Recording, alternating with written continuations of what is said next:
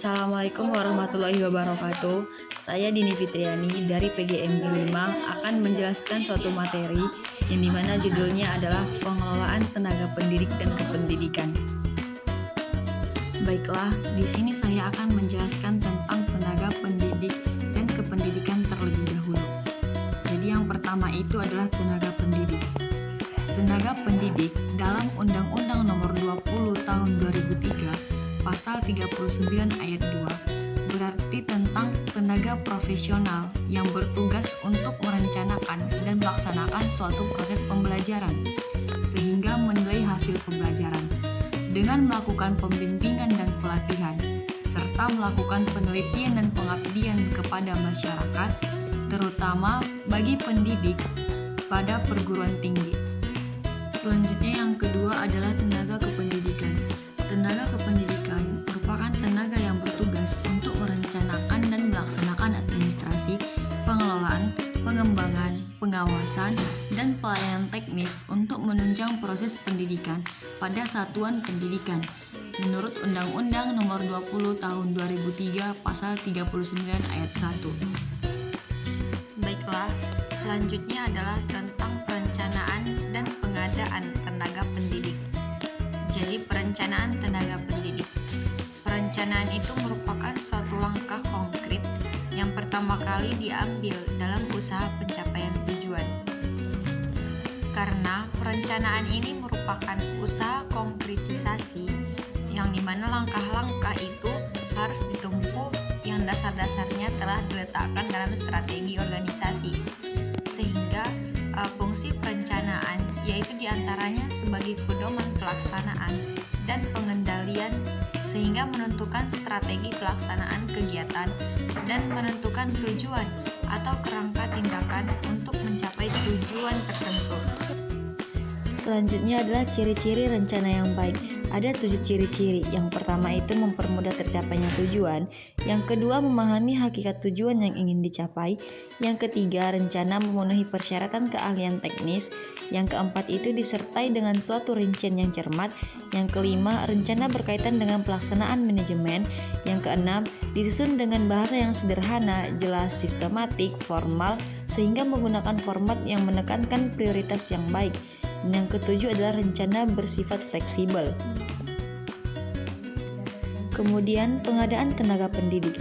Pengadaan tenaga pendidik ini merupakan suatu kegiatan untuk memenuhi kebutuhan tenaga pendidik pada suatu lembaga, baik itu dari jumlah maupun kualitasnya.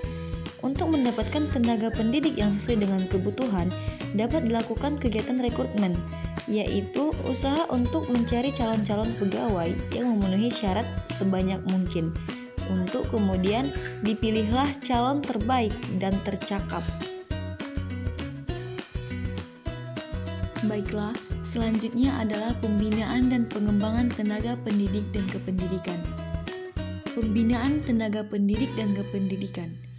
Tujuan dari kegiatan pembinaan ini adalah tumbuhnya suatu kemampuan dari setiap tenaga kependidikan yang meliputi pertumbuhan keilmuannya, wawasan berpikirnya, sikap terhadap pekerjaannya, dan keterampilannya dalam melaksanakan tugasnya dalam sehari-hari, sehingga memproduktivitaskan kerja yang dapat ditingkatkan.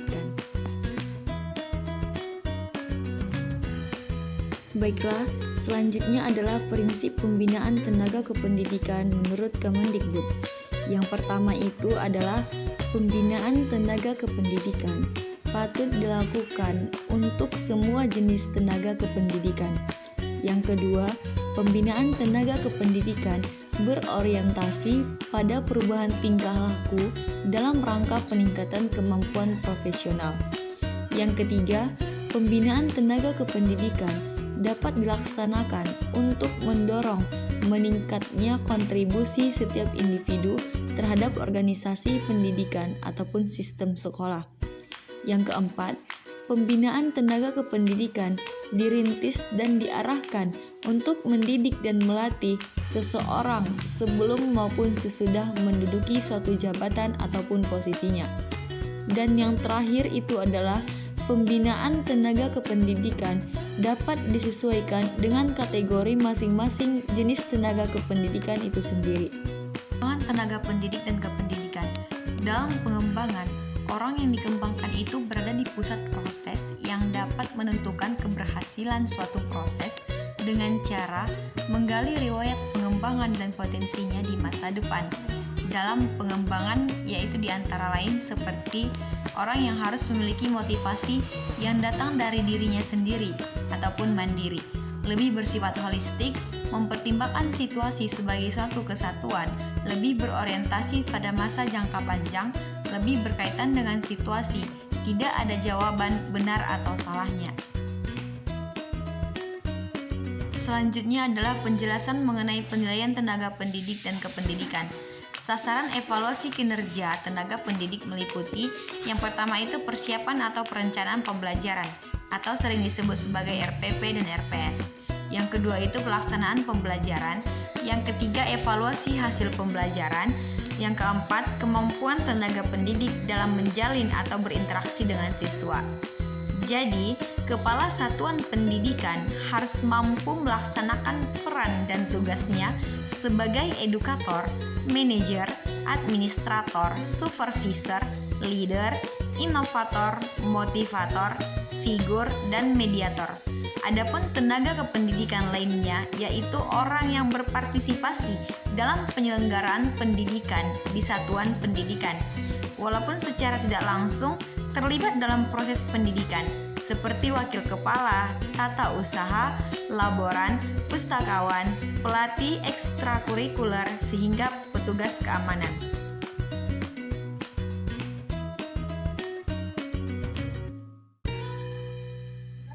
Kemudian, sesuai dengan tugas dan tanggung jawabnya, berikut adalah sasaran dari evaluasi kinerja tenaga kependidikan yang menduduki jabatan struktural meliputi beberapa aspek.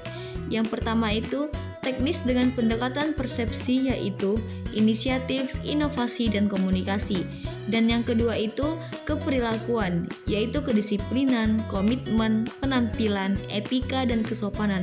Dan yang terakhir itu adalah hasil kerja yang berwujud dan terukur dengan indikator kinerja. Selanjutnya adalah strategi dalam upaya mengembangkan profesionalisme tenaga pendidik dan kependidikan. Yang pertama adalah self-assessment ataupun evaluasi diri.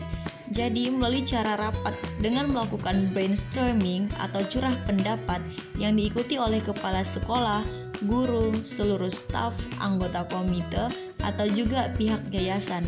Yang kedua itu perumusan visi, misi, dan tujuan, yang dimana ini merupakan langkah awal yang harus dilakukan untuk menjelaskan kemana arah pendidikan yang ingin dituju oleh para pendiri atau penyelenggara pendidikan tersebut. Yang ketiga itu perencanaan, yang dimana perencanaan ini adalah membuat suatu perencanaan yang diteliti melalui dari seberapa besar lingkup cakupan kuantitatif dan kualitatif yang akan dikerjakan secara tertulis untuk menetapkan hal yang harus dilakukan, prosedurnya, serta metode pelaksanaannya untuk mencapai tujuan yang diharapkan.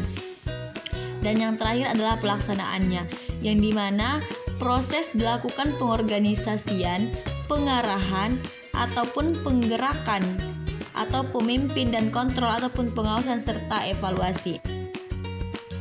Selanjutnya adalah pemberhentian tenaga pendidik dan kependidikan. Ada dua aspek pemberhentian tenaga pendidik dan kependidikan tersebut. Yang pertama itu adalah pemberhentian dengan hormat tenaga kependidikan. Pemberhentian ini didasari atas permohonan sendiri, meninggal dunia, mencapai batas usia pensiun, sehingga dilakukan oleh penyelenggara satuan pendidikan yang bersangkutan. Kemudian aspek yang kedua adalah pemberhentian tidak dengan hormat tenaga kependidikan. Jadi pemberhentian ini dilakukan atas dasar hukum jabatan akibat pidana penjara berdasarkan keputusan pengadilan yang telah mempunyai kekuatan hukum tetapi dilakukan oleh penyelenggara satuan pendidikan yang bersangkutan. Selanjutnya adalah sebab lain pemberhentian tenaga kependidikan. Sebab pertama adalah pemberhentian atas permintaan sendiri, Yang kedua, pemberhentian karena mencapai batas usia pensiun. Yang ketiga, pemberhentian karena adanya penyederhanaan organisasi. Yang keempat, pemberhentian karena melakukan pelanggaran. Yang kelima, pemberhentian karena tidak cakap jasmani dan rohani. Yang keenam, pemberhentian karena meninggalkan tugas. Dan yang terakhir adalah pemberhentian karena meninggal ataupun hilang.